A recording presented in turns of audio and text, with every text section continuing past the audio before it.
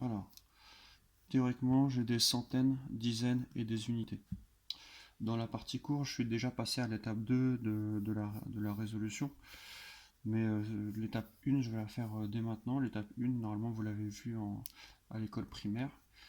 Alors, j'ai des centaines, dizaines et des unités. Je dois partager en 7. Donc, ce qui est logique, c'est que j'ai des centaines, dizaines et des unités. C'est que j'ai un nombre à 3 chiffres. Donc, centaines, dizaines et unités en quotient. Sauf que parfois, le premier chiffre sera 0. Et parfois, donc, il n'y aura que 2 chiffres. Donc ici, ça va être le cas, puisque j'ai une centaine. Une centaine ne peut pas être partagée en 7. Donc je ne peux pas prendre le nom, je peux partager aucune centaine, 0 centaine, donc il n'y a pas de centaine. Par contre, si je prends les dizaines, j'observe qu'il y a 15 dizaines. Et 15 dizaines peuvent être partagées en 7. Donc on peut faire 2 paquets de 7, 2 paquets de 7, ça fera 14. Je distribue les 14. Je les ai distribués. Dès que je pose ici au quotient 2, ça veut dire que j'ai réussi à les distribuer. Donc si je les ai réussi à distribuer, je l'enlève. Je l'enlève, qu'est-ce qu'il me reste? Il me reste une quoi? Une dizaine. Maintenant je passe aux unités. J'ai baissé le U, pardon. Je baisse le 8. J'ai 18 unités. Je partage en paquets de 7. Donc je peux faire encore 2 paquets de 7. Pas plus. Et puis il me reste 4. Alors, donc ça me donne le quotient 22, reste 4. On va faire directement la question 2 en même temps et il faut donner les résultats sous forme de dividende égale quotient fois diviseur plus reste.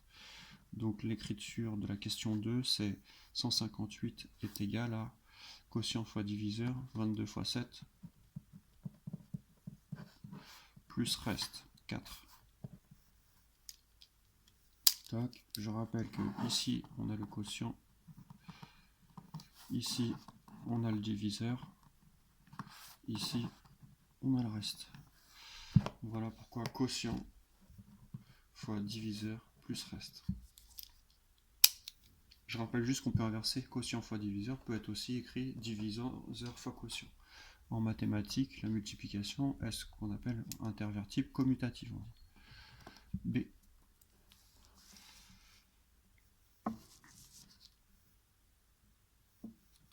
Alors pour le B, on doit diviser par 21, ce qui peut poser problème parce qu'on ne connaît pas nos tables de 21 par cœur. Par chance, 21 c'est pas trop compliqué quand même. Parce que quand on va multiplier de tête, il n'y aura pas de retenue à appliquer, etc. Donc on va pouvoir le faire de tête. Après, dans l'exercice 4, il y a des exercices où on ne pourra pas le faire, il faudra poser notre table de multiplication. Ça arrive. Donc exercice 3, c'est le niveau 1 de la division posée, mais après le niveau 2 est l'exercice 4 qui n'est pas facile. Alors, on est à 884 divisé par 21. Donc, je peux faire combien de paquets de 21? Donc, je vais prendre 88 qui est le premier nombre que je peux faire. Après, théoriquement, je peux faire comme on a fait là, c'est-à-dire dire j'ai des centaines, des dizaines et des unités, et dire que forcément il y aura 3 chiffres à mon résultat, un chiffre des centaines, un chiffre des dizaines et des unités. Sauf que j'observe que si je prends juste le chiffre des centaines, combien est-ce qu'on peut partager 8 en paquet de 21? Non, on ne peut pas, 0. Voilà pourquoi on attaque directement aux dizaines. Alors, 88, dizaines, partagées en 21. On trouve 4. Parce que 4 fois 20, on est à 80. Et puis 4 fois 1, on est à 4. Donc ça fait 84. Si on a réussi à les partager, ça veut dire qu'on les enlève ici à gauche. Ça veut dire qu'il en reste 4. 4 quoi? 4 dizaines. Puis on descend les unités. 4. Combien de paquets de 21 on peut faire dans 44? Donc dans 44, on peut faire 2 paquets de 21, ça fait 42. 2 fois 21, ça fait 42. vu qu'on les a distribués, décomposés au quotient, on les distribue, je les enlève, il reste 2. Donc ça me donne quotient est égal à 42, reste est égal à 2. Et la division posée en ligne, ça donne 884 est égal à quotient fois diviseur, 42 fois 21. Donc ici, c'est l'exercice qui nous l'impose. Hein. Moi, personnellement, je préfère mettre diviseur fois quotient. Mais ici, ils écrivent bien dans l'énoncé quotient fois diviseur. Plus reste 2. Ces derniers de l'exercice 3, je vais aller un peu plus vite. Vous avez compris le principe, j'espère. Ce ne sont que des révisions de CM1, CM2. Donc 5 fois 2, 10. Je les distribue, je les enlève, reste 2. Je baisse le 5. 5 fois 5, 25. Hop. 5, 5, 5, 0. Je baisse le 7. 1 fois 5, 5. Reste 2. Ça veut dire que le quotient c'est 251, le reste c'est 2. Et la division posée en ligne, c'est 1257 est égal à 251 fois 5 plus 2. Voilà, fin de l'exercice 3. On passe à l'exercice 4 qui est plus compliqué parce qu'il va falloir poser des divisions. Alors, exercice 4. Il est plus compliqué parce qu'il ne faut pas poser les divisions comme exercice 3, on va dire, sauf que dans l'exercice 4, il y a des divisions par 17. Donc quand vous allez poser,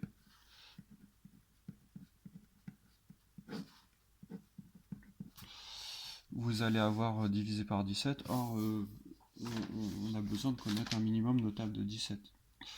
Donc le premier problème, c'est que il va falloir chercher dans 14 combien de fois 17, c'est pas possible, donc on va aller jusqu'à 147.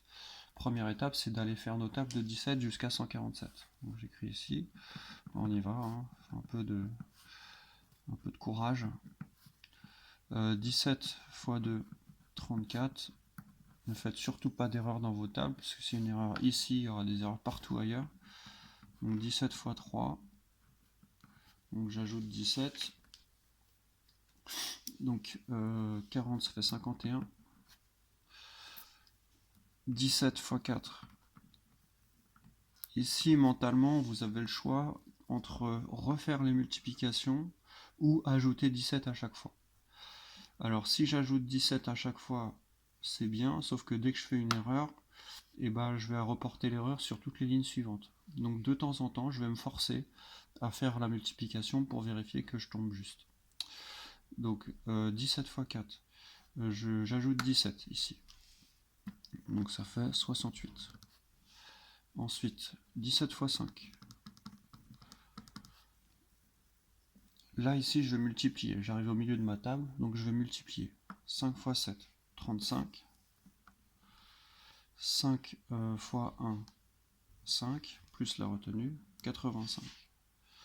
Je vérifie, 68 et 17, 8 et 7, ça fait bien 15, et puis ici, avec les retenues, on tombe juste. 17, je cherche un 147, je rappelle, j'y suis toujours pas. Donc je fais 17 fois 6, j'ajoute 17 à 85, donc j'ajoute 10, ça fait 95, et j'ajoute 7, ça fait 102. 17 fois 7, j'ajoute 17 à 102, ça fait 119. 17 fois 8, 7 fois 8, je vais la poser celle-ci, parce qu'on se rapproche de plus en plus du résultat, on va y être bientôt. 17 fois 8, 7 fois 8, 56, pardon, fatigué moi. 56, 8 fois 1, 8, plus la retenue.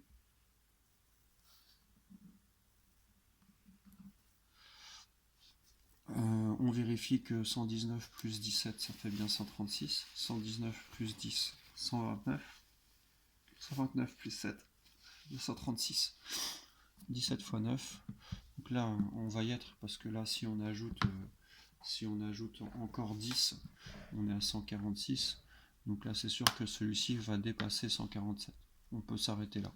Pour le premier, ça va être 136 qu'on va trouver. Donc ça fait quoi? On peut mettre 8 fois 17. On trouvera 136 qu'on va distribuer, ce qui donne un reste de 11. Ça sera le chiffre des centaines. On baisse le 4. On a 114. 114, on l'a. C'est en dessous de 119. C'est cette ligne-là. On peut mettre 6 fois. Ça veut dire qu'on a réussi à distribuer 102. On fait la soustraction. On trouve 12. On baisse le 1. 121, on l'a, c'est cette ligne-là. C'est 7 fois. Ça veut dire qu'on a réussi à distribuer 119.